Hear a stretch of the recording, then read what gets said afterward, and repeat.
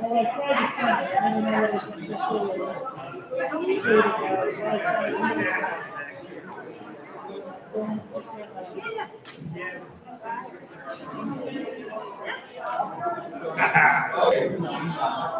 it's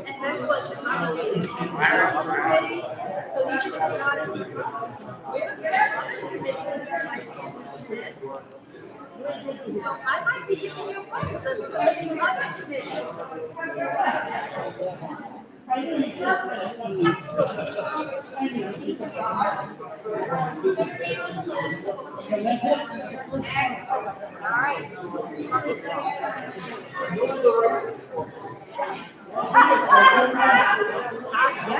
right. And that's how I will. Okay. How would you want to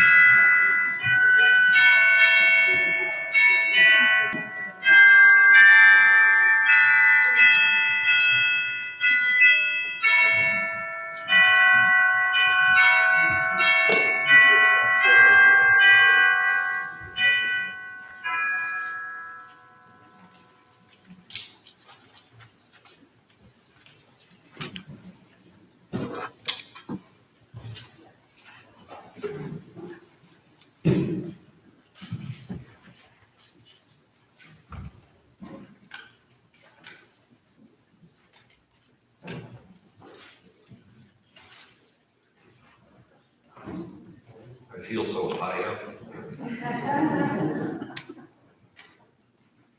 So welcome.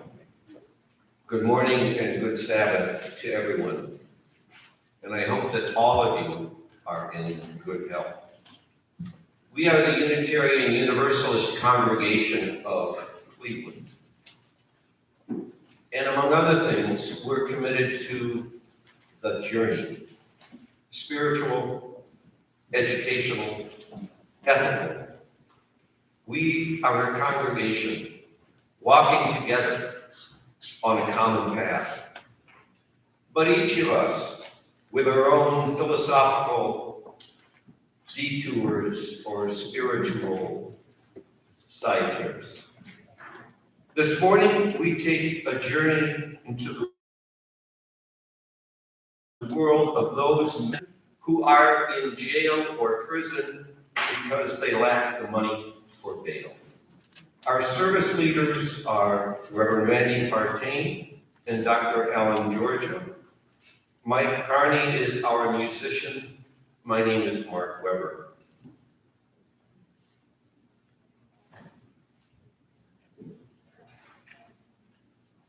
And please read together the following words as we light our chalice. Together, love is the spirit of this church, and service is its law. This is our great covenant, to dwell together in peace, to seek the truth in love, and to help one another.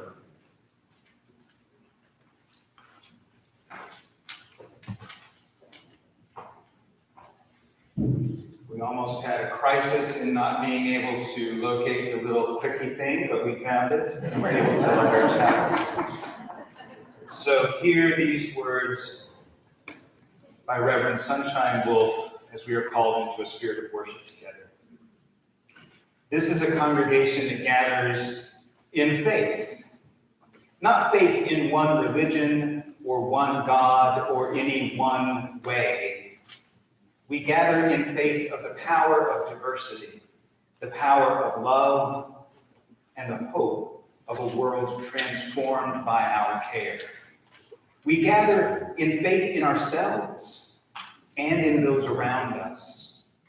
Not a faith that requires perfection or rightness in one another, but rather a faith that in our shared image, we may learn to stumble and fall together.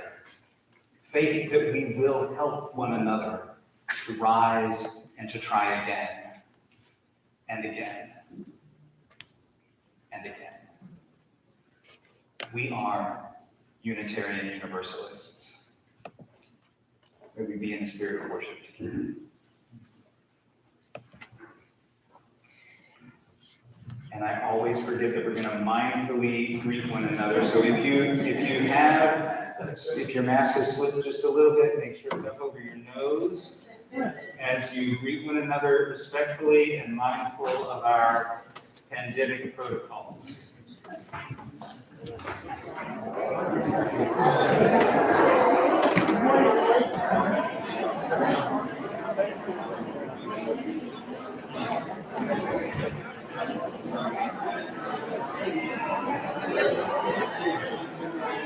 Hey, Mom, how are you? I guess she's already busy chatting up someone else. Yes. She is from Montana.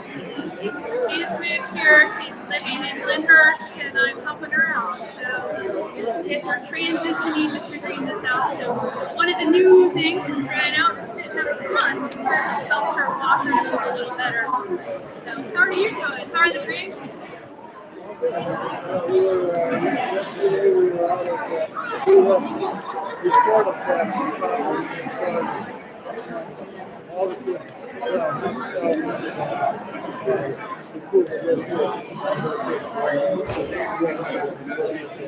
Beautiful Saturday to be out. Yeah, glad to hear that. She's living across from where Hawkins School is, kind of near Mayfield. It's all ranches, so she has one floor living. That's working okay for her. Still transitioning, but she's getting to know people, so that's good. Good to see you.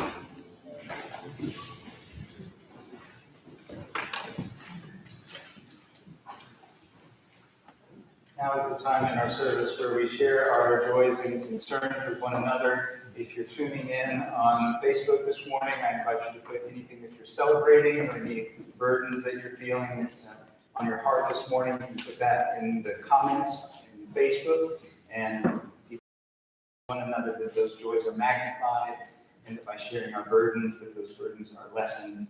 And I know we don't have a chance to talk about them in the service, but I hope that those people that you see placing stones in the water today, that you'll take a moment this week or today and check in with them and see how they're doing. I know one thing we are celebrating today is Lusalza is with us after a little bit of a stay in our local medical facility, so we're grateful to see you.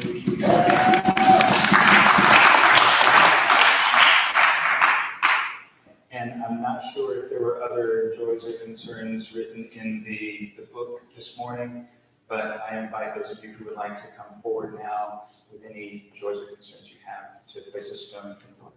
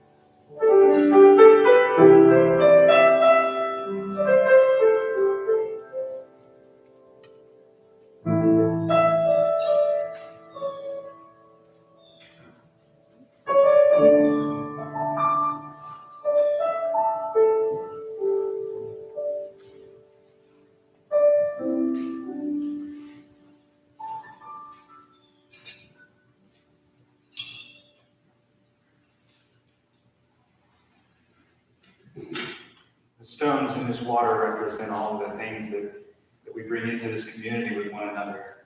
We don't come in as clean slates. And so hopefully we can remember that everyone has probably an entire bowl of stones that they could pour into this water at any given point in time. And we can be graceful with one another and share vulnerably of our lives. We're strong.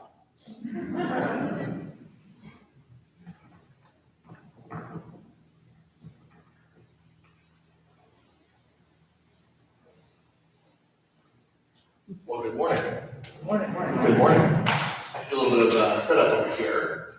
because of course I'm sure like many of you, I have spent a lot of the COVID interlude at home. And so here I am, bringing one of my favorite fun things to do, which is a board game. And I thought I'd invite Reverend Randy come and play with me this morning, a little bit of a board game in front of you. I love board games. And he was a big board game fan, so I thought I would take that board game is most famous as a test of skill and deep strategy, Monopoly.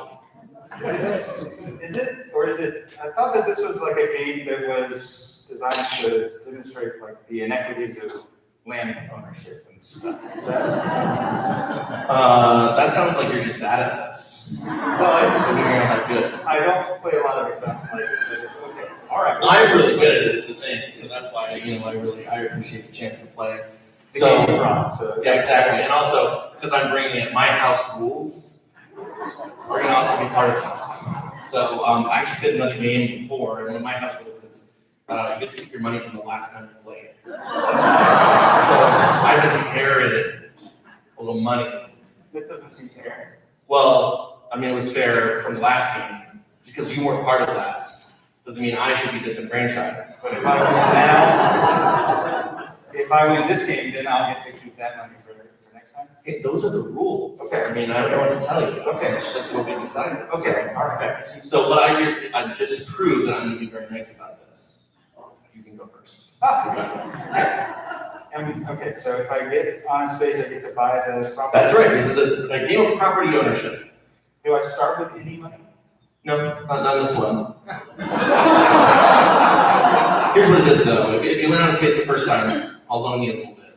Oh, really? Okay. so- Amazing, okay. Amazing, so that puts me over here to buy, so I could, so you'll loan me the money. I will loan you the money, so you'd like to buy Vermont Avenue? Vermont Avenue. All right, so I'm gonna be a friend here. I'll give you a really good interest rate, it's gonna be fine. Okay, So here we go, add this to the pile. okay. Now you own Vermont Now I Avenue. want Vermont Avenue, okay. I'm a property owner. I'm going next. And I end up on chance. Okay, And so, oh, look at that. I get $50. I told you I'm really good at this. okay, I mean, seems lucky, but okay. I see some people, luck is just what people who aren't good at stuff say about other people's ability. In reality, it's all skill. Oh, So okay. now your turn to go again. My turn. Let's see what happens Okay, in this game of skill. game skill. Okay, that's a big number. All right. So So, now you are on another chance. so I'm gonna Hold the draw a chance card. card. And it says, And it's not $50, it just says that I have to go to jail now. I told you he's bad at this game. Okay, He's just not so, very good. so do I just go backward? You do, yeah, you're going straight to jail. Okay, well, all right, so next, we'll see how it goes Exactly, next. see how this goes. Okay, so now my turn. I roll. Oh my gosh, I landed on the property you just bought. That's amazing, so now I get some rent money, No, right? you don't though, because you're in jail. What? I mean, how could you possibly manage a property in a competent way? That is not reasonable, that I would have to pay you while you're in jail. I'm sorry, that just doesn't work. So I'm just gonna stay here rent free. Because, you're in jail. Huh, Now, here's the thing. If you roll 3 doubles in a row, get out of jail. okay, Now, if you're really good at this game, that's super easy to do. okay, that's not fun. No, you didn't in the first one, so you can't even go again. Sorry. So I just sit So there? you're just still in jail. Okay. Yeah. All You couldn't pay to get out of jail. So Do you have any money? No, you lent me the money so that I could buy Vermont Avenue, so. Well, if you had been more thoughtful about this, and you had saved up a little bit better, if you'd been more responsible citizen, I feel like you have money now.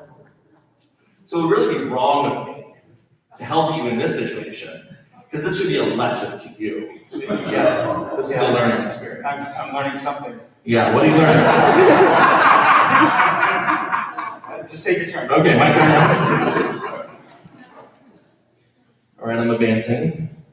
And oh, you know what? I have this other house rule. If you land on a railroad the first time, that anybody does, they can buy all the railroads all at once. You're just gonna buy all the railroads Yeah, just like that. because of the money that you had in the last game? Exactly. Because I inherited that money. So now here we are, 4 bowls in, you're in jail, and I own all the roads. And I can get out of jail, I don't have the money, but if I roll 3 times in a row. doubles, then I'll get. So It's very likely you'll do that too. So there's doubles, there's one. Okay, there's 1. You're feeling good about this. Okay, that's a 7, so that's not doubles, that's all right. Sorry. Man, I don't like this game. is this not fun for you? No. It's really fun for me. No. I feel like I'm having a great time. I'm kind of done with Monopoly. This is kind of done? I'm kind of done. Yeah. Well, like I said, some people are just good at this game, and some people just aren't. So, with that, I guess I'm going to take this money and hold on to it for the next time I get to play Monopoly.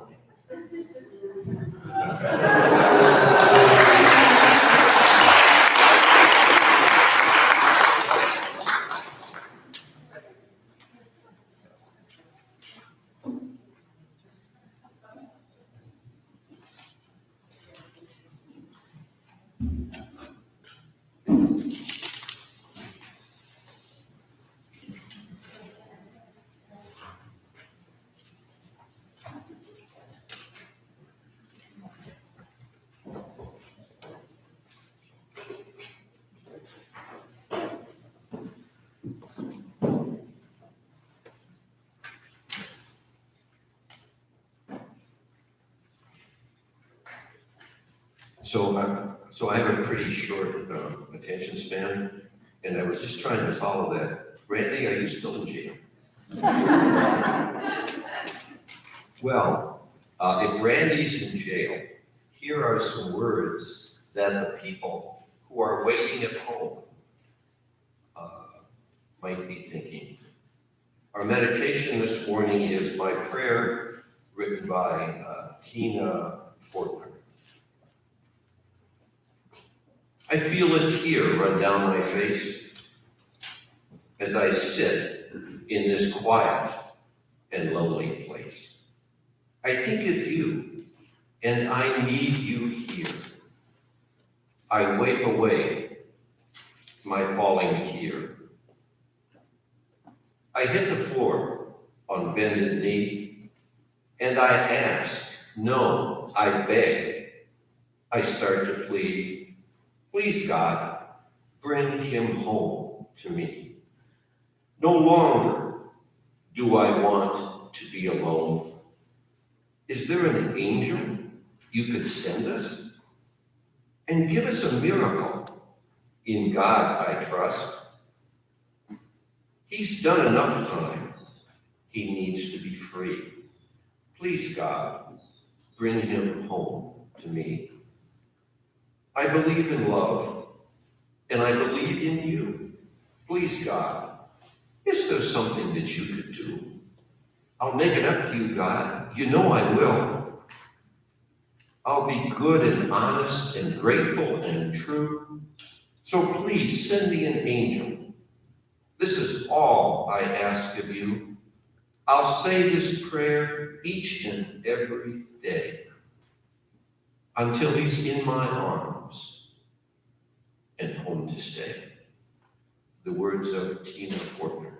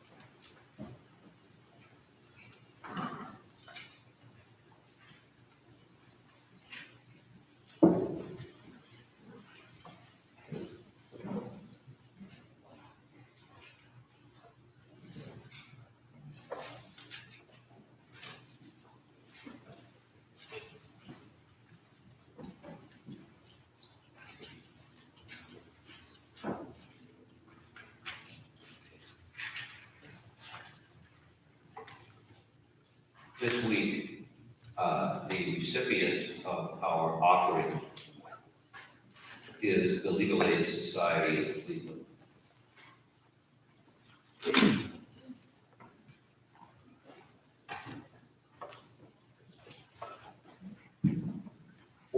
Formed in 1905, the Legal Aid Society of Cleveland is committed to securing justice and to resolve legal issues for the poor and the vulnerable. From 2015 to 2020, I worked as an intake volunteer at the Legal Aid Society. My job was to help tenants for public housing fill out the paperwork to appeal their eviction filed by CMHA. One woman, I should say, a tenant, was Darlene. Darlene was a partially sighted single mother of a 5-year-old boy and a 2-year-old girl. She worked part-time for a non-union cleaning company in several downtown Cleveland office buildings. But with no protections, Darlene was soon laid off and unable to pay her rent. CMHA issued a notice of eviction, and the Legal Aid Society successfully helped Darlene appeal her conviction. Darlene's problems are far from over, but because of the Legal Aid Society of Cleveland, she and her children will not be homeless. Please give as generously as you can, but of course, within your means. Thank you.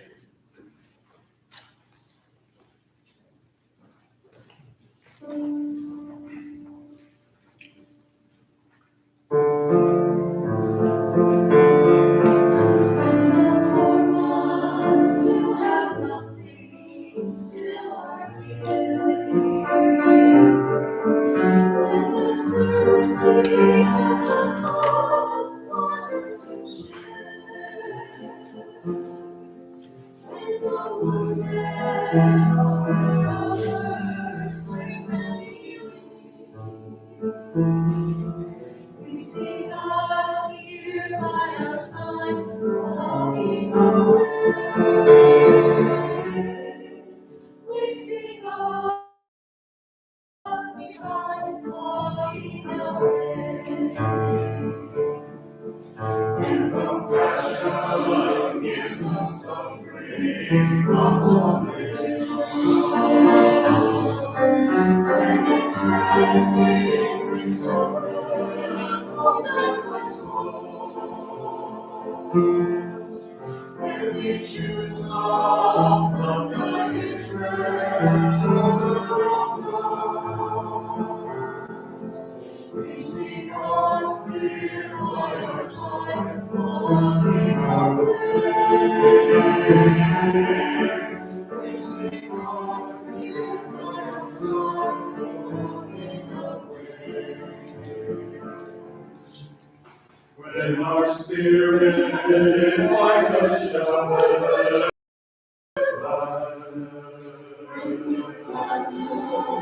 when our voices flow clear, sing of the truth.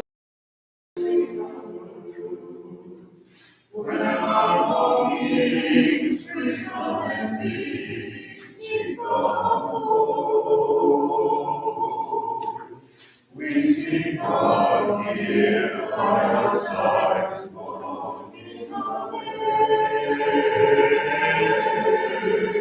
We seek God here by our side, walking our way.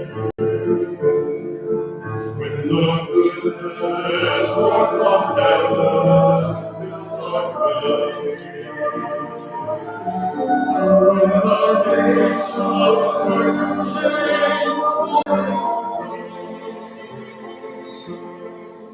when the stranger is accepted as our neighbor,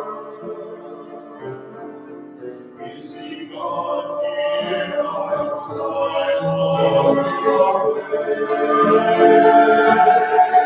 We see God here walking our way.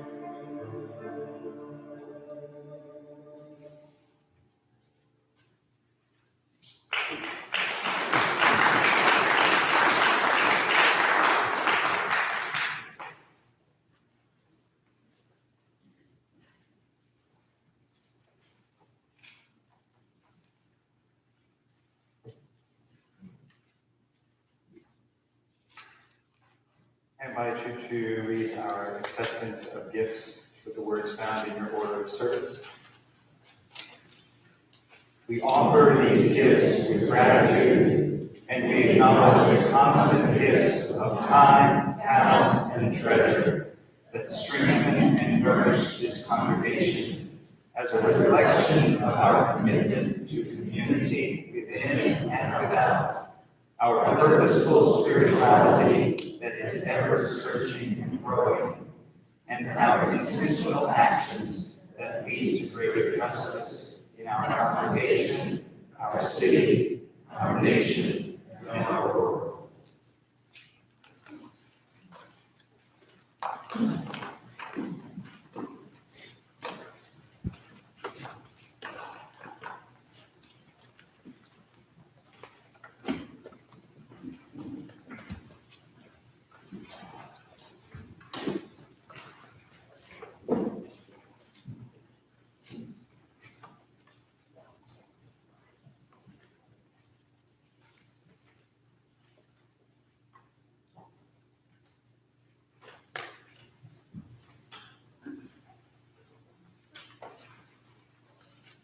For our reading this morning, we turn to the book of Amos in the Christian Bible, the Old Testament, or in the Tanakh, the Jewish Bible. And we're going to focus this morning for a few minutes on chapter 5, verses 10 to 15, and then chapter 5, verses 21 to 25.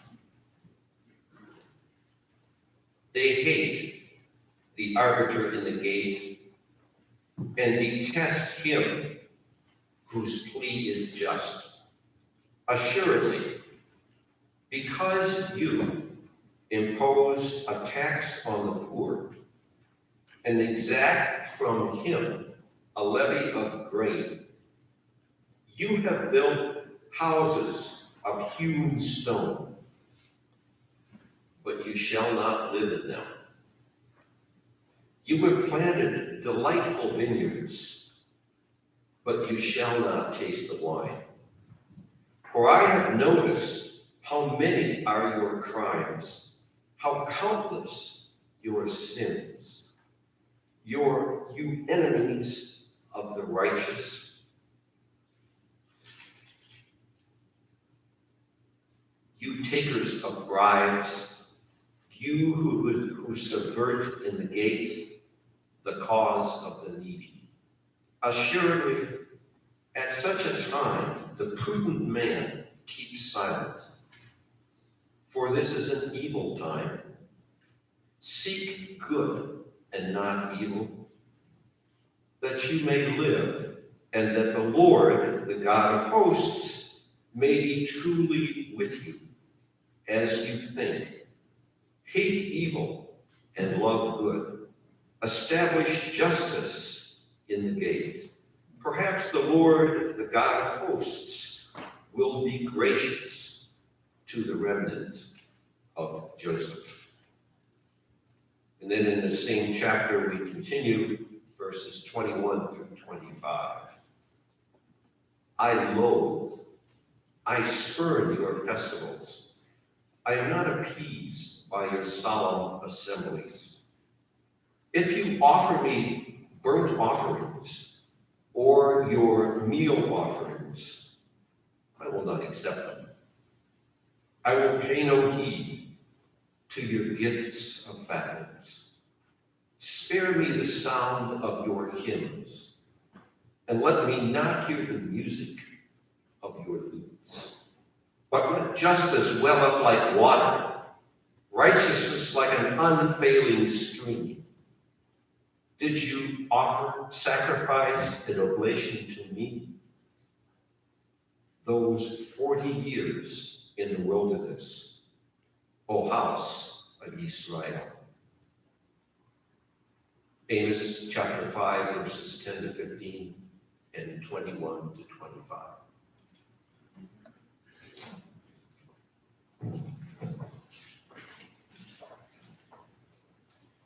The prophet Amos, 2,800 years ago, give or take, noticing problems with justice in the legal system of Israel and saying, this is not who you say you are.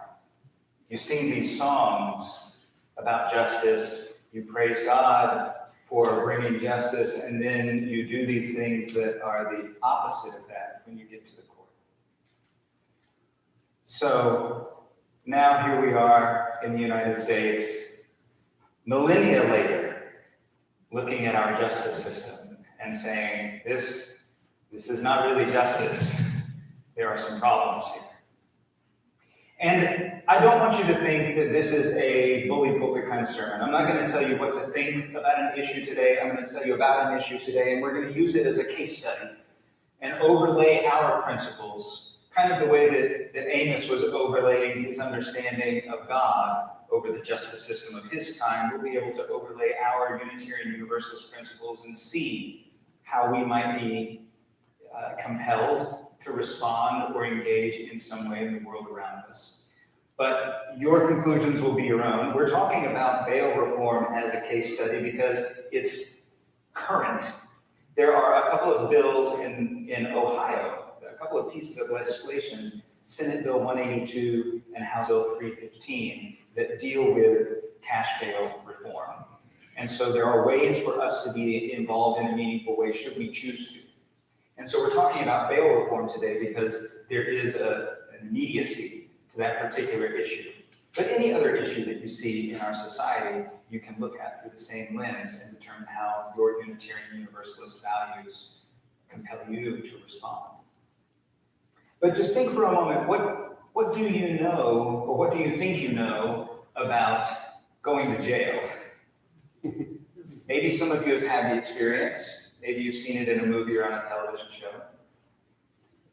The United States is one of only 2 countries with a private bail industry.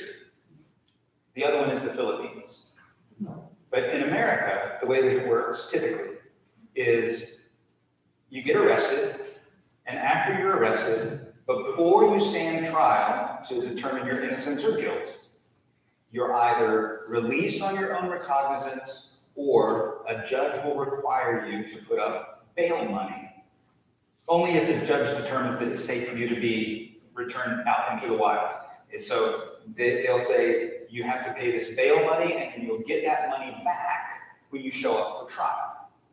It's like an insurance to the court that you're going to show up. Now, if you can't afford to pay your bail, then you either stay in jail until your trial, before you have been proven guilty or innocent, you just stay in jail and wait. Or you can enlist the aid of a bail agent who will charge a fee, a non-refundable, usually around 10% fee, to post bond so that you can be free until your trial. You don't get that 10% fee back, no matter how the trial goes. Even if you show up and your innocence is demonstrated, that 10% fee is gone. So that means for a bail charge of $5,000, you have to come up with $500 to pay the bail agent. And in exchange for that fee, the bail agent promises the court that they're going to track you down if you don't show up. Now, it's estimated that the bail industry in this country is a $14 billion industry. That's not the fees paid to the court. That's the money that bail agents make on people who can't afford to post their own bail. $14 billion. So just think for a moment. Imagine what that might be like if you are arrested. Let's even say you're arrested on false charges. Mistaken identity, or somebody has just made up a story about you and you are arrested, you're taken to jail. And your bail is set at $2,500, $5,000, $10,000. When does it start to feel painful to you?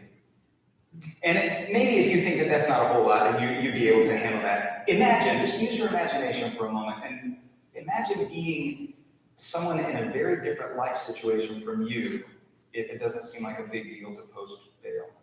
Maybe a younger person, maybe a college student. Maybe someone whose parents don't have a whole lot of resources, they're going to college, maybe first generation of their family to be getting a college degree. That still happens, you know. Maybe somebody that doesn't have a lot of connections with resources that can help out. Or maybe somebody, a young person in their first job, working to support a family, to pay a first mortgage.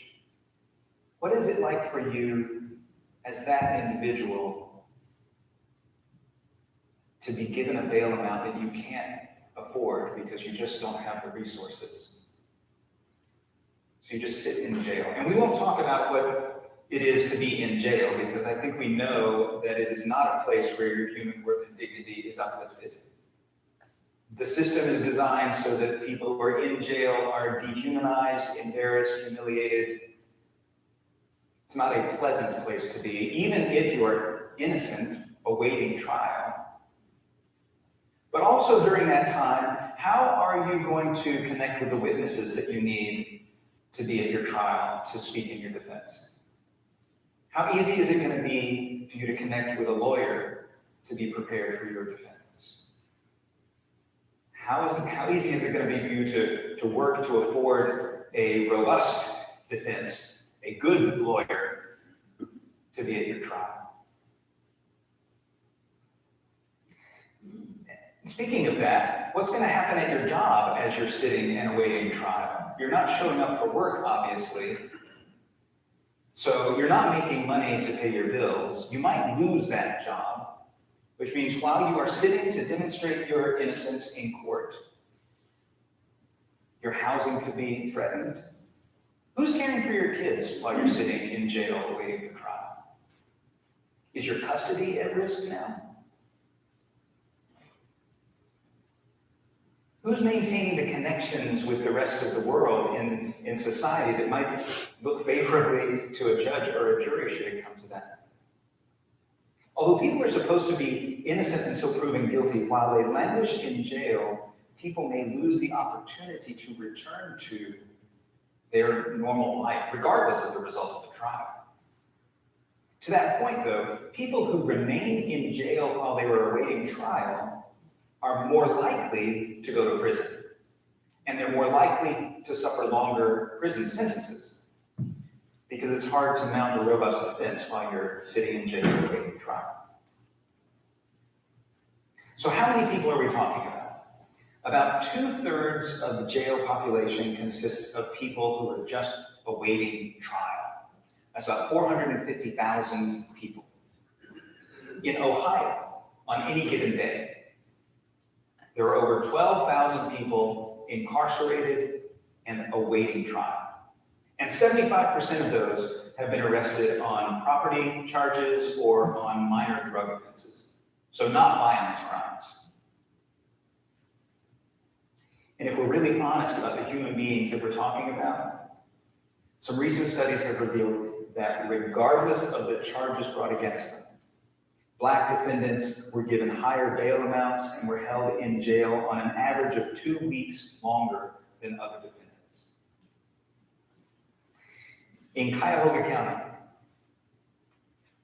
Black individuals are more likely to have a bond set at over $10,000 and are more likely to be denied pretrial release compared to white individuals charged with the same category of crime.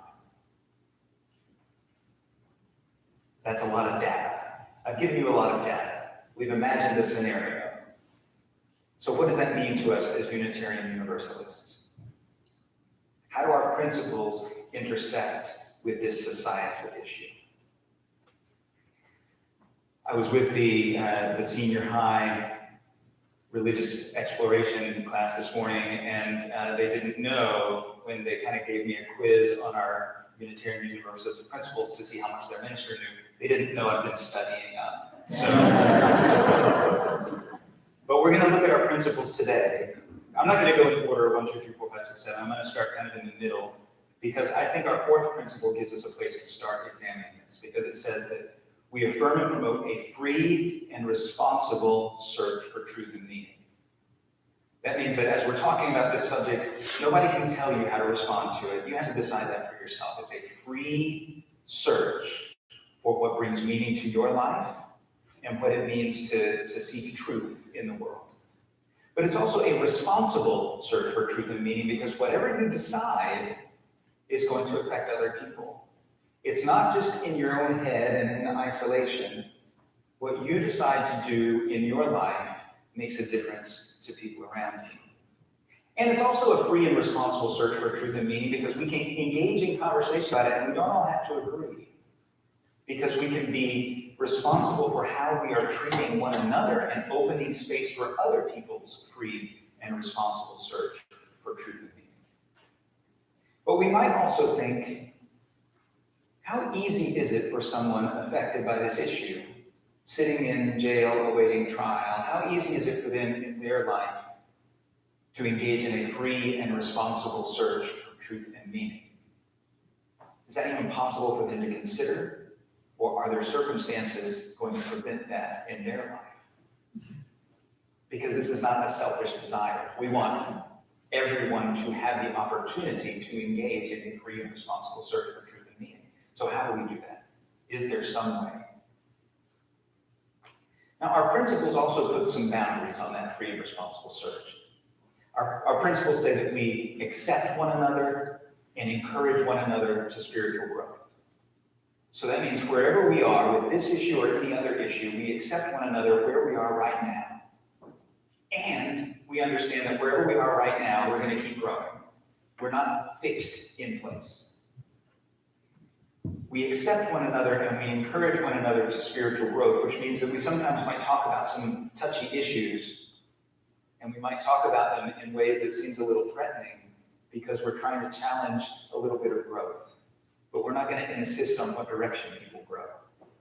Because we say that we believe in the democratic process, which means that if this congregation is going to do a thing, if it's going to respond to the world in some way, every voice matters in determining what that response looks like.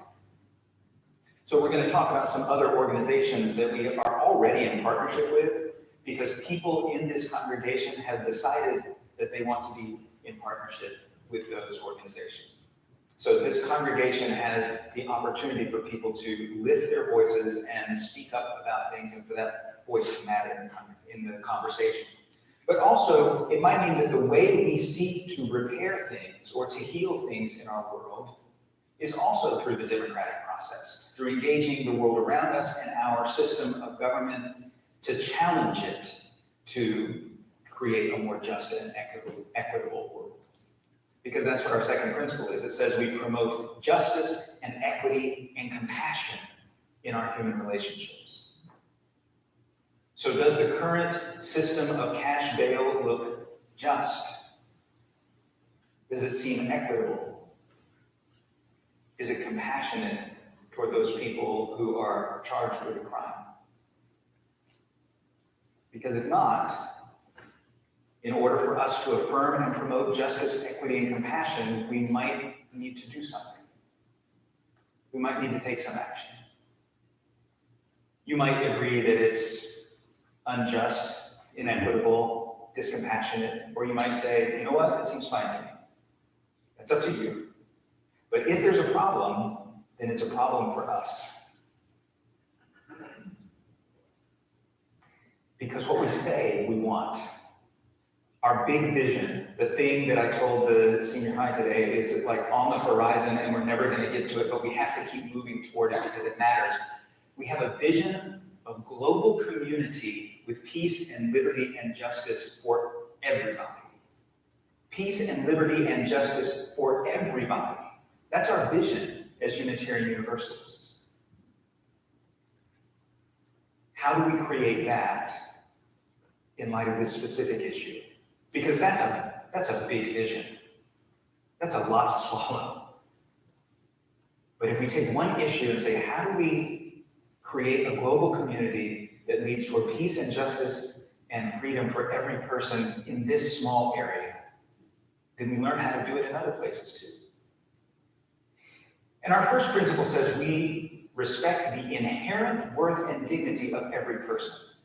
Maybe that's a problem for you too when you think about those who are incarcerated, but it also informs the way that we might address this issue, because if every person has inherent worth and dignity, that means that bail agents have inherent worth and dignity. And so in addressing this problem, we want to recognize that they are human beings. Maybe they are engaging in a predatory behavior, but there is a way in which this system, this problem, causes suffering for them as well. They are wounded by being part of a predatory system, not in the same way, but there is a wound there. There is a way to acknowledge their inherent worth and dignity. There's a way to acknowledge the inherent worth and dignity of judges who consciously or unconsciously assign higher bail to people of color and allow them to sit in jail for longer. There's a way to see the inherent worth and dignity of those people in addressing the problem and not dehumanize other people just because they're on the other side of an issue or because they seem to be culprits. Because we say we are part of an interdependent web of existence. So we are connected with all of this. That's why when you hear that phrase, injustice for one person is injustice for everyone. When one person is suffering, then everybody suffers. Because there is some way that injustice affects us. If it's happening around us, if it's happening in our community, if it's happening in our state, it affects us. Maybe in ways that we don't see. But we can't just look at an issue and say, wow, there's a problem there. I'm going to just separate myself from that because I don't like the way that this makes me feel. This issue makes me feel icky, and I don't like that, so I'm just going to disengage. We're part of an interconnected web of existence. That disengaging is its own kind of harm. It's harmful for us to decide to cut ourselves off when something makes us feel like we need to do something. So what do we do? How do we respond to this? If you've overlaid your principles on top of this, and maybe you have some personal guiding principles that you can overlay on top of this as well, and you overlay it on top of this issue and you say, this is a problem. This is a problem, and if it's a problem, I know it's affecting me, and therefore I need to figure out how to respond to it responsibly. What can I do? Well, the good news is being part of an interconnected web means that whatever you decide to care about, whatever you decide to take action on, you are not alone. There are other people who care about the things that you care about. And there are other people who care about bail reform. There are other organizations, and we happen to already be in partnership with them. Now, there is an organization called the Bail Project that at this point you can provide some resources for. They have bail disruptors that are going in and working within the system to subvert the system. And so by using your resources, you can help them provide bail and circumvent the bail agent side of things. But there are some organizations that we are in close partnership with already that have a lot of other ways that you can take action. One of them is Aclu Ohio, and these are in the insert in your order of service. All these things are there so that you can refer back to them, put it on your fridge with a magnet and put it on your calendar. But the first Thursday of every month, Aclu Ohio meets on Zoom, so you can do it from your own home. And you can learn specific actions that you can take. Some of them just take a few minutes. So if it's something where it's like, I don't want to get all in the deep end on this, but I want to do something, there are things that will just take you a few minutes. Or you can take another step further and you might learn to create a 30-second video in support of bail reform that expresses how your Unitarian Universalist values speak to this particular issue. Or you can write a letter that provides testimony, and testimony is another way of saying speaking truth to power. It's interesting though, because sometimes we don't realize that we are the powerful. We have representatives who make decisions, but some of us in this room forget that we are powerful in and of ourselves and that collectively we have power. And power responds to power. So when you learn to write a good letter of testimony, what you're doing is you're speaking to those in power and saying, this is important, this is what justice looks like. Or you might go to Columbus and offer testimony in person. There are all kinds of things you can do. And at these ACLU meetings, you'll learn what that spectrum looks like, and you can choose one thing or multiple things. You might choose something your whole family can do together. And if you want to get good at doing the letter writing and writing a compelling letter of testimony, there's going to be a workshop for that on Saturday, November 20th, that will specifically focus on writing letters of testimony for bail reform in Ohio, addressing that Senate Bill 182 and House Bill 315. And that also is going to be on Zoom. So you can do it in your pajamas, in your own home, you know? It's going to be 11 o'clock in the morning, so some of you may be out of pajamas by then, but I don't know. I'm not going to judge you. The other organization we have is Greater Cleveland Congregations. We are already in relationship with them, and they also care about bail reform. And on Tuesday, November 30th in the evening, there's going to be an opportunity for you to learn the current status of cash bail in Ohio and to learn some specific actions to take there as well. And maybe you're at a point where you say, I don't know, Randy, you just threw a lot of numbers at us, and I need to learn more. I have good news for you there, too. If you just want to learn more, next Sunday here, there's going to be a video that talks about the cash bail system in this country, and it's less than half an hour. And then there's going to be time to have a conversation. So you're going to be able to dialogue with other people in this congregation about what this issue means to you and how you feel like you might want to respond to it or not. And that's going to also be over Zoom, so you can do it from home. But if you want to be in person, it's going to be in room 106 here next Sunday. So you have opportunities to continue to educate yourself and learn more before you decide to take action. That's important. It's important for you to feel confident that you are going to be able to take meaningful action about something that you care about, and not just that you've gotten bamboozled because some minister said that this was an important thing and you need to go do something, so you go do it. That's not what Unitarian Universalists typically do. So only you can decide whether this is an issue that you feel called to respond to. Only you can decide what it means when you take our Unitarian Universalist principles and lay them on top of this and see how it intersects. You get to determine for yourself whether this is an issue that matters to you. But whatever issue you decide matters to you, if you are leaning into our principles, and if you are seeking greater justice and equity and compassion, and if you are aware of that interconnected web, the ways that you do that are going to intersect with everything else that other people are doing. None of it is in a vacuum.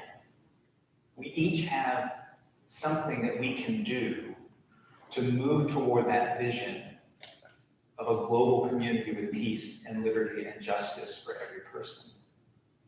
The great thing about being in community together is that all of our efforts are amplified when we do it with other people. And so that's why we're talking about it today, so that you can continue talking about it and determine ways that you want to do things as a community and as individuals. Because that is a part of our free and responsible search for truth and meaning, is understanding our role to play in creating greater wholeness and well-being in the world around us. courage to do so. Amen. And blessed be.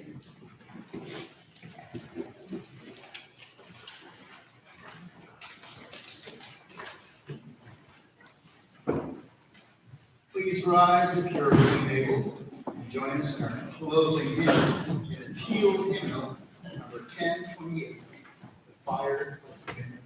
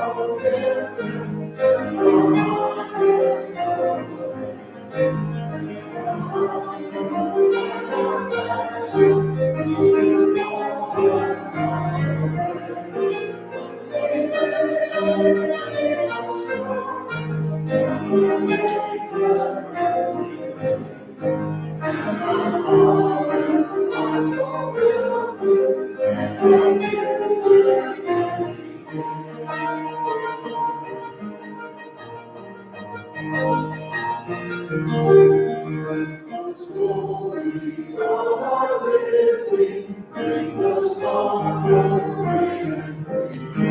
Knowing goodness still to witness our cry from liberty. The fire of commitment is our highest soul. And our passion to call us away.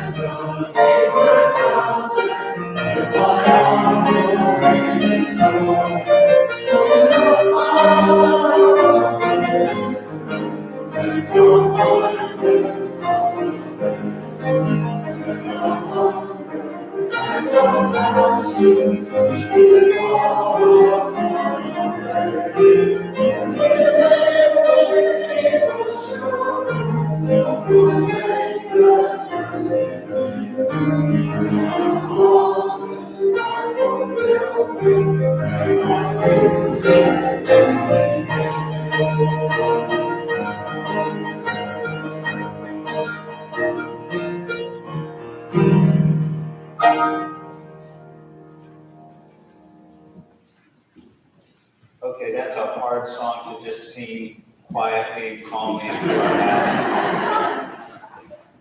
Maybe we weren't thinking about our COVID protocols quite as much when we did that. I want to mention before we read our COVID covenant that we are doing a bread ceremony in a couple of weeks, but it's not going to be sharing bread in the service in the way that it has happened in the past.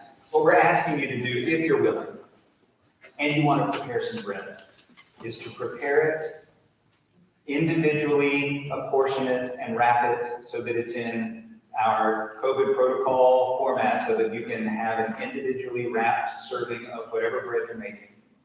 And we'll gather that in baskets as you come into the service, and then you'll be able to take someone's bread with you as you leave the service. If you want to leave little notes about who it came from so that they can get in touch with you and thank you later, that's a little extra work. And we're already asking for you to do a little extra work. But we're going to spend our time in our bread ceremony service talking about what it means to be in a period of fasting that we have not asked for. And then we'll be able to celebrate with one another's bread as we leave. So I hope that it's going to be a meaningful service. We've had to make some adjustments, but I'm kind of excited about the opportunity. And I hope that you'll take part in bringing some bread to share with the congregation.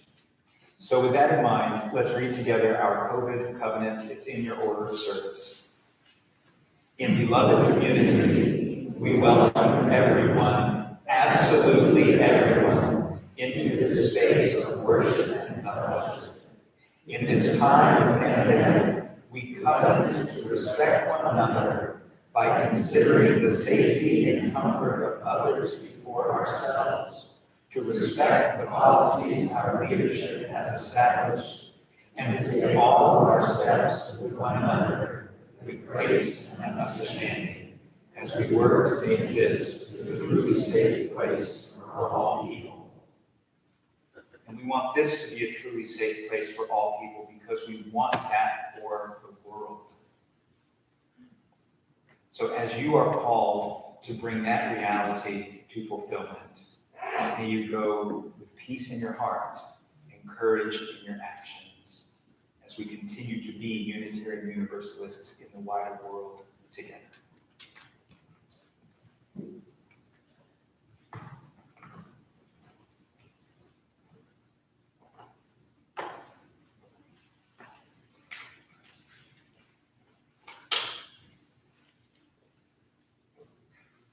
And with these words, which we will read together, we extinguish the flame, the light of truth, the warmth of unity, the fire of commitment, the peace we carry in our hearts, until we are together again.